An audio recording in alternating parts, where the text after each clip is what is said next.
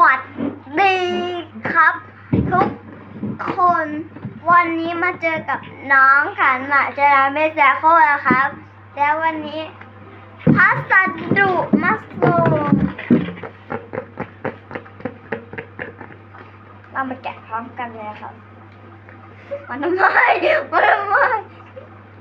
มาโอ้เอ้ยมีสองชั้นอะไรอ่ะสองชั้นเลยอะไรอ่ะเรายังไม่แกะอีกชั้นหนึ่งมันไม่มีชีสอ่ะสงสัยมันใช้ชีสนี้เอ้า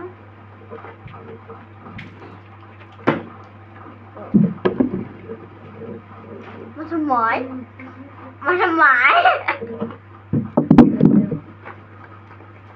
แล้วนี่คือชั้นที่สองครับเราจะมาแกะพร้อมกันเลยนะครับทุกคน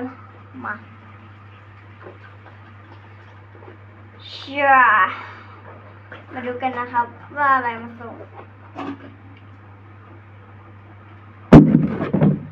ของตั้งแพงดู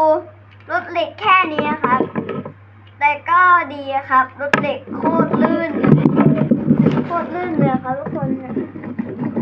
โคตรลื่นเลยครับทุกคนแล้วถ้าใครอยากได้คันนี้อย่าลืมกดติดตามนะให้หนอนมาขี่ได้ด้วยครับแล้วถ้าใครอยากได้คันนี้อย่าลืมกดติดตามนะครับบ๊ายบาย